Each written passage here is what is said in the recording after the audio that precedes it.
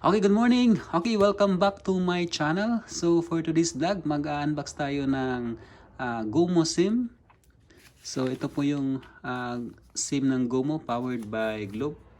So ito po yung pinag-uusapan nila. Okay, so i-test natin to kung ano yung difference niya sa ordinary SIM at saka itong Gomo SIM gamit ang Globe at Home Prepaid Wi-Fi. Okay, so bago tayo mag-start, intro muna.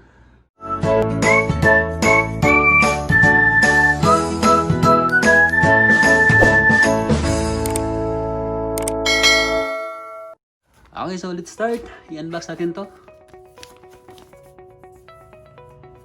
Open it. Okay. Unbox natin. Ano yung laman niya?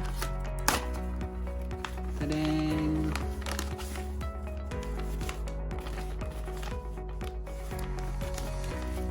So ito po yung laman ng Gomo SIM. Okay, so by the way, yung location natin ngayon is dito tayo sa may Tacloban City. Okay, so open natin to.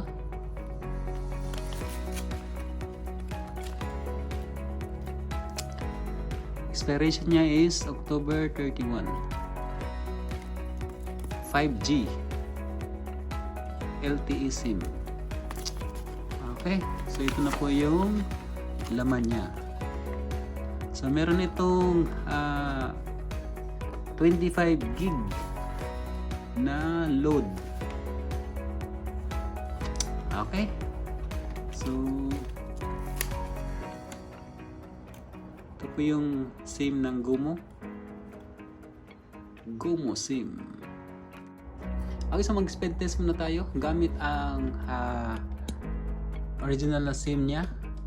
Tingnan natin kung ano yung difference kung gamit na ang ating Gomo SIM. Okay, so let's start. So mag-speed test muna tayo. Okay, so first kukonect tayo dun sa Wi-Fi niya. So connect tayo dito sa bit-rated. Okay, so connected na tayo. And then speed test. Okay, so click natin yung go.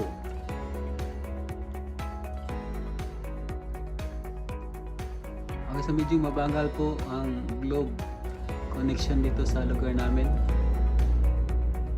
So depende yan sa lugar nyo kung malakas yung Globe or mabagal.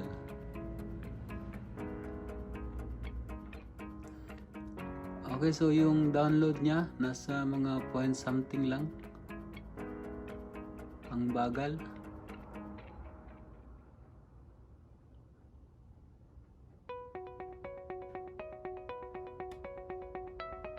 Point 12. Yung upload niya medyo mataas, nasa 2 point something or 3. Yung ping niya is nasa 574 ms. Okay, so yung upload niya is nasa 2.97. Okay, so 0.12 at saka 2.97. Okay, so papalitan natin to yung SIM. Okay, so tatanggalin muna natin tong SIM niya. So i-off muna natin to.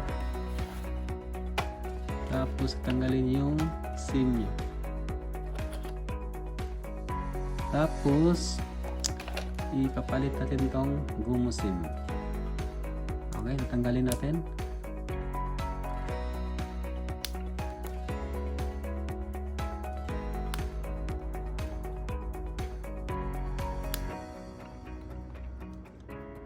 Tapos doon natin ikabit sa SIM slot.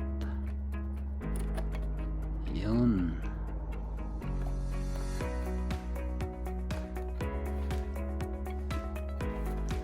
Balik natin to.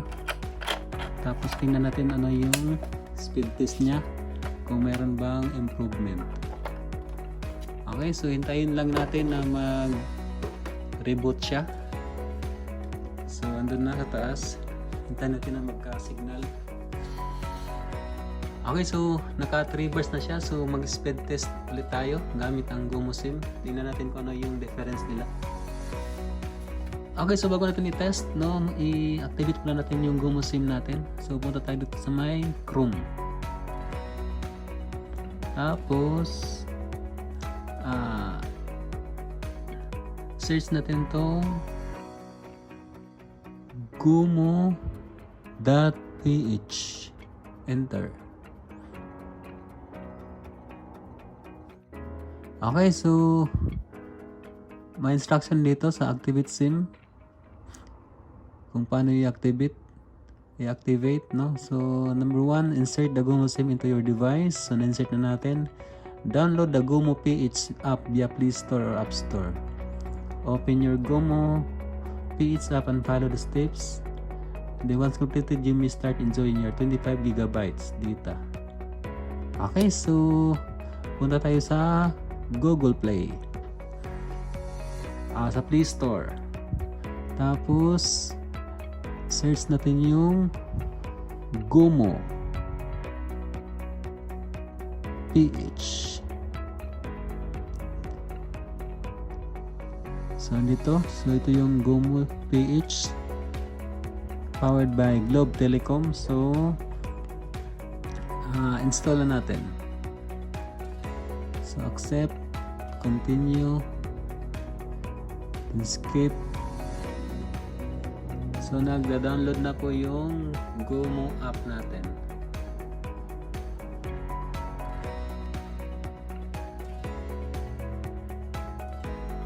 So 51%, 62%, 72%, 81%, 91%, 100%.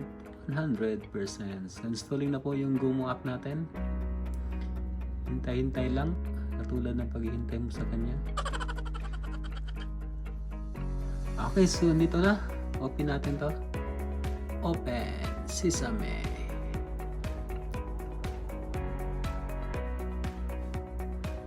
Tapos enter natin yung mobile number niya. So yung mobile number niya pala andito makikita sa likod ng SIM natin.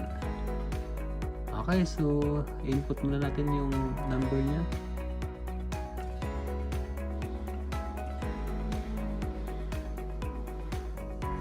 So let's go.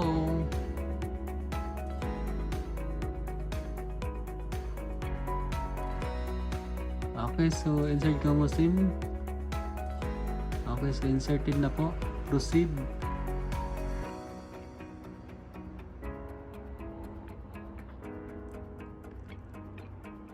Okay, so merong code na pinadala yung Gomo sa mismong SIM niya.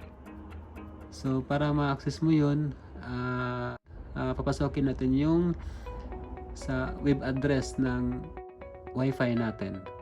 Okay? So punta tayo sa may Chrome. Tapos input natin yung 192.168.254.254. Enter.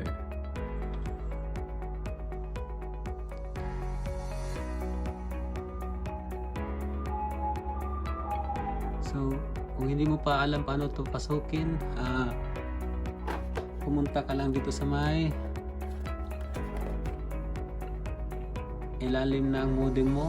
So andyan yung IP address niya 192.168. So scanin niyo yung password niya 192.168.254.254. Ang tagal. So dapat pala tayong connected doon sa mismong wifi niya bago natin mapasok yun. So change muna tayo ng wifi connection. So B310 connect, and then pasok tayo doon sa 192.168.254.254. reload.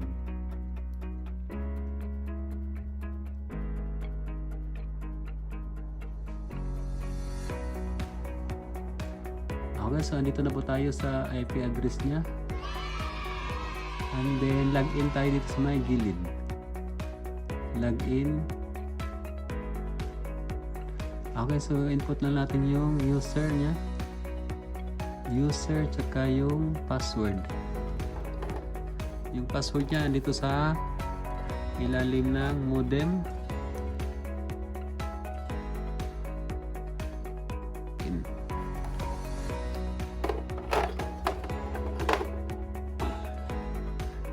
Okay, so nakapasok na tayo. So dito sa may taas, dito sa may SMS, click natin yan. Tapos may makikita tayo na message dito. Okay, so yung message natin, yung code natin is ito, 882835. So balik tayo dun sa Gomo app.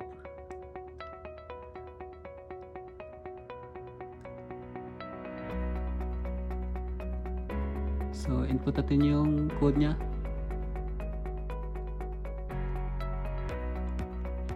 Yun! So napasok din natin. Perfect.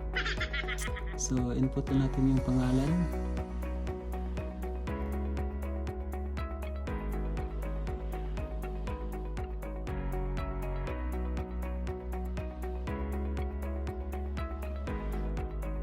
Okay, so successful account creation. So it's Gomo time.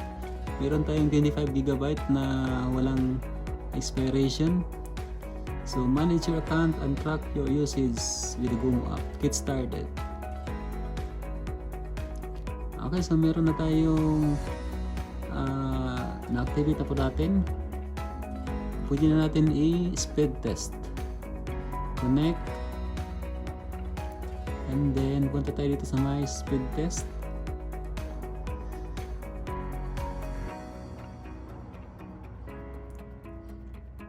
And then click go.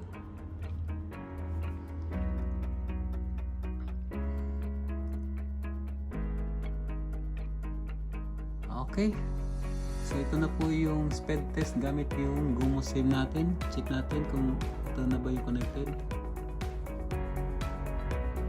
Okay, so medyo umangat, nag-improve yung internet connection natin.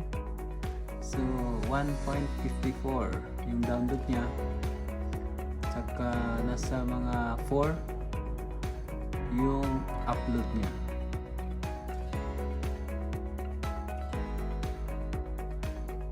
Okay, so yan na po yung speed test niya. Check natin ulit.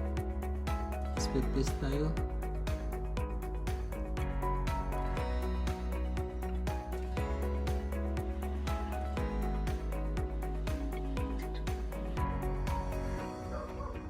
So nasa 0.79 at saka 4.35 yung upload. Lastly, check natin speed test. Go.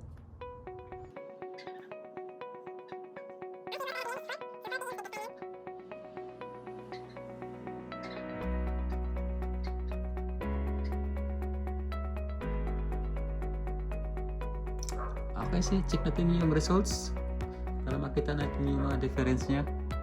So kanina yung speed test natin kanina is nasa 0.12 at saka 2.27 yung upload niya. Pero nung ito yung gamit ng original niya SIM ng home wifi, global home wifi. Ito naman, ito yung result gamit ang Gomo SIM. So medyo nag-improve yung signal, yung internet niya. Okay, so yan lang po. I hope nakatulong ang video ito para makapag-decide kung worth it ba talaga bilhin itong Gomo SIM. Okay? Okay, so yun lang po. Thank you for watching. So kung nakatulong mo sa iyo ang video ito, paki-subscribe na at like. At kung meron kayong mga katanungan, drop your comments below. Okay, so that would be all. Thank you for watching. Bye-bye!